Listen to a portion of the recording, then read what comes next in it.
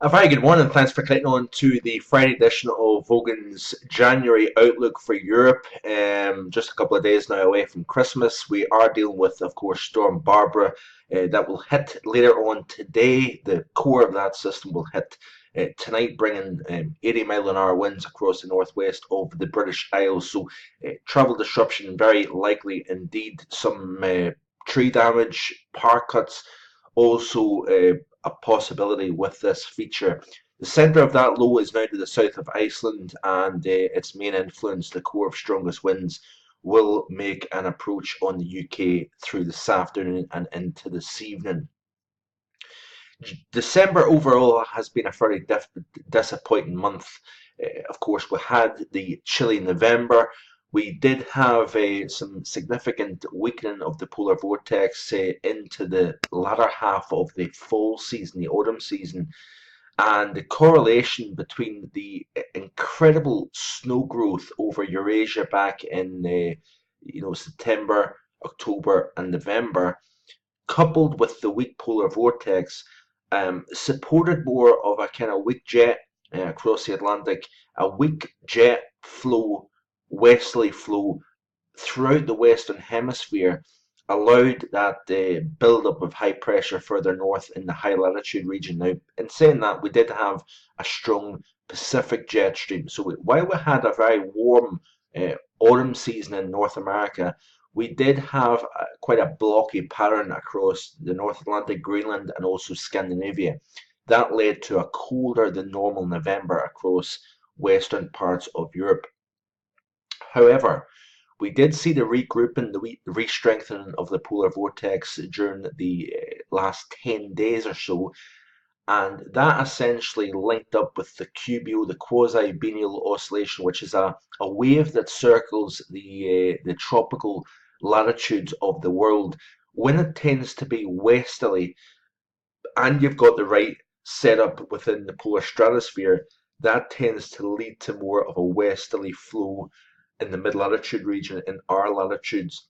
But when you tend to have a weaker polar vortex and an easterly QBO, you tend to reverse that upper pattern at 500 millibars from Atlantic to Europe. And that essentially was the case during the autumn season here in Europe. But with the westerly QBO and the re-strengthening of the polar vortex, that essentially threw the December ideas out for Western Europe, because what we started to see was more Atlantic influence. The cold that was seen in November shifted to the eastern side of Europe. And boy, what a cold month it's been, really, from northwest Russia into northeastern Africa. This could be one of the colder Decembers that we've seen in either many years or on record for this region of the country. But certainly nothing on par with that here in Western Europe, thanks to the Atlantic influence. But in today's video, I want to show you the CFSV2 5-day increments here. And it does show a mild end to the month of December. No surprise there. We've got 1, 2, possibly 3 significant areas of low pressure over the next several days influencing the UK. So that is going to flood the UK with mild ocean air. But on the backside of these fronts, we could see some snow even and mix down to lower levels as the winds veer in from a more northwesterly direction.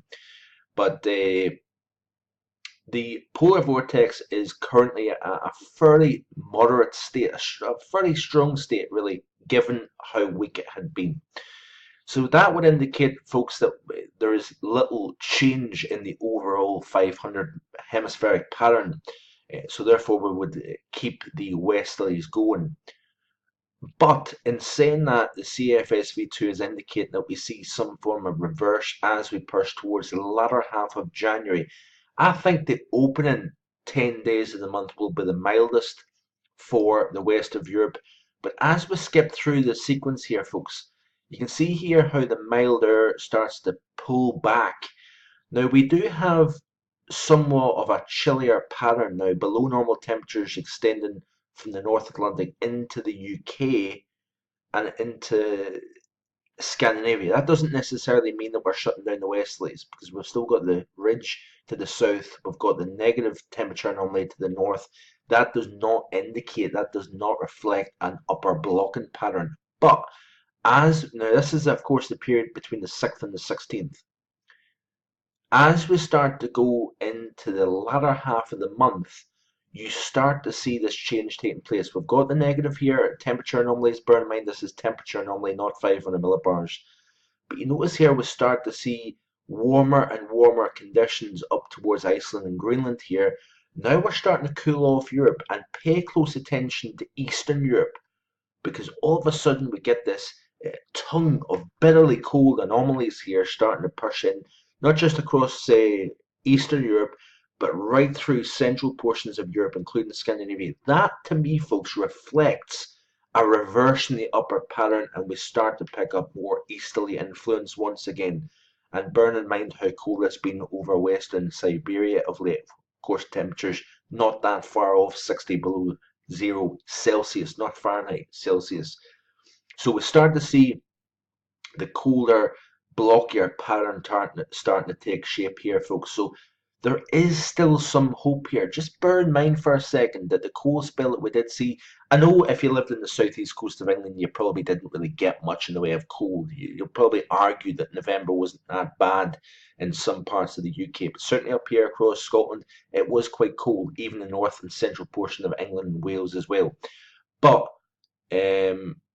given the fact that that occurred in November, way before actual winter kicks in, this is before meteorological winter, and then of course astronomical winter just began 2 days ago, we're not even at Christmas yet, so it's very difficult to turn around and go, winter's over here. The polar vortex is strengthening, the QBO is westerly.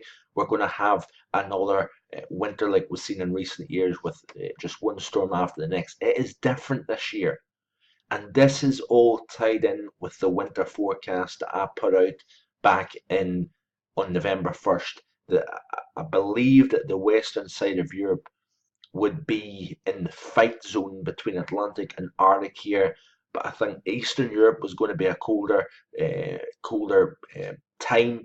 And there was a similarity to 2011-12. Remember that we had that block generally positioned between Iceland and the UK. That essentially stopped the cold from reaching the UK, with the exceptions of 10 days over the southern half of the UK, where we're seeing temperatures -14 in East Anglia. But overall, we had a brutally cold Europe, but the UK and the northern half of the UK in particular missed out. And that was the fear I had for this winter. And that is a similar thing to what we're seeing at the moment here. We're seeing very cold over the eastern side of Europe here, but there is still plenty of hope as we go forward here, that's for sure. So do check out the written form of the January outlook. There will be no video through the next several days, of course, Christmas, Boxing Day. I'm going to take that time off. There will be a written post, hopefully tomorrow, and then I'm going to take Christmas Day and Boxing Day off to spend with the family. And of course, if you don't already know this, there's big changes coming to the website. The website, as of December 31st, will not be subscription, and it is already in that transition process. So bear with us for a few days here. If there's the website's acting a bit funny, you're maybe struggling to access particularly the videos, just give us a couple of days here to iron things out here. But there is a lot of changes going on. MarkFoganWeather.com is not going anywhere, but there is big changes on the way, that's for sure. So hope you have a great Christmas and a great Christmas period, and I'll be back again next week. Have a great day. Bye for now.